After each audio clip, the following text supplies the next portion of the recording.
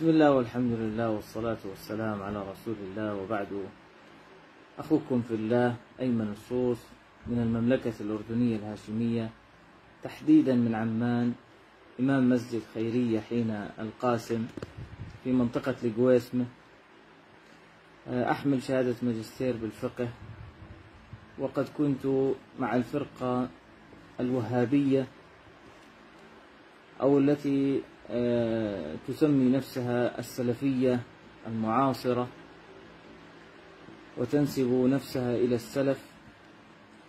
وأكرمني الله سبحانه وتعالى بعد أن أمضيت 10 سنوات تقريبا أو أكثر قليلا مع هذه الفرقة. نسأل الله سبحانه وتعالى لأتباعها الهداية كما أكرمني الله بهذه الهداية. وأنا والله لا أجد نعمة أكبر من أنني رأيت الحقيقة ورأيت الحق، واهتديت إلى طريق العلم والعلماء وأكابر أئمة هذه الأمة الأعلام، واهتديت إلى التراث الإسلامي الغني بكثير من العلوم الإسلامية، وهداني الله لأوليائه وطريق أوليائه، والحمد لله رب العالمين. والسبب في تركي للوهابية أو السلفية المعاصرة هي دراستي للفقه. وكما تعلمون طريقة الوهابية وأصول الوهابية تختلف تماما عن طريقة المذهبية.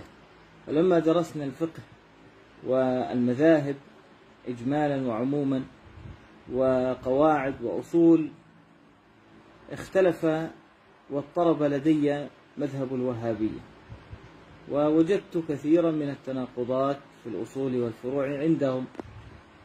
وهذا المذهب تبين لي أنه هش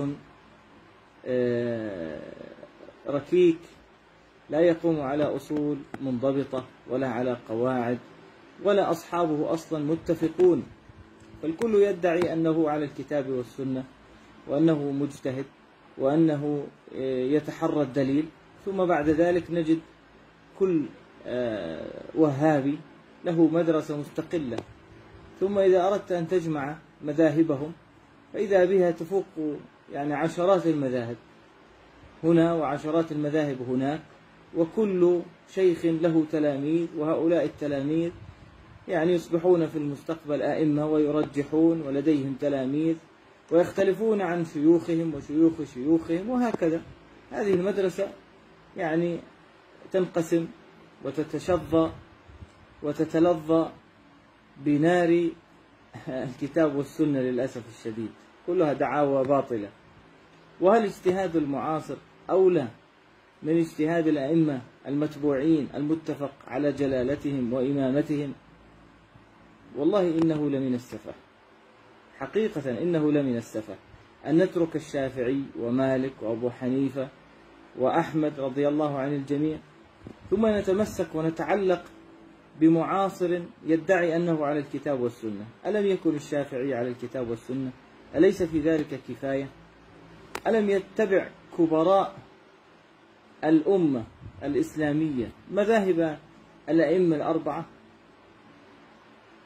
لذلك يا إخواني تركتهم بالفقه، وبعد ذلك تبين لي أيضا تناقضهم في العقيدة، ولا مذهبية ولا منهجية في العقيدة. وإذا بالأئمة الكبار يخالفون هذه المدرسة تماما، فهي تصادم كافة المذاهب الإسلامية، كافة المذاهب الأربعة في العقيدة، الأشاعرة والماتريدية وفضلاء الحنابلة. هذه المدرسة السلفية تخالف هؤلاء، وتدعي أن التأويل وأن التفويض شر أقوال أهل البدع والإلحاد. وللأسف ما من فرقة سابقة في الإسلام إلا تجد عندها التفويض وتجد عندها التأويل. ومذهب السلف حقيقة هو التفويض. بعد المراجعات والمدارسات والتحقيقات تبين أن مذهب السلف هو التفويض. وورد عن بعض السلف التأويل أيضا. فهاتان المدرستان هما الممثلتان للسلف. وحتى يعني إن قلنا أن التأويل مذهب الخلف فلا مطعن في ذلك، فلهم سلفهم وهم أيضا سائرون على مذهب السلف، لكن اقتضى الحال أن يؤولوا. إذن إخواني، مدرسة السلفية المعاصرة فارقت الأمة في الفقه، وفارقتهم بالعقيدة، وفارقتهم بالسلوك. هذه دعائم وأركان الأمة الإسلامية: الفقه والعقيدة والسلوك، الإسلام والإيمان والإحسان. فارقتهم في هذا كله، لذلك فارقناهم.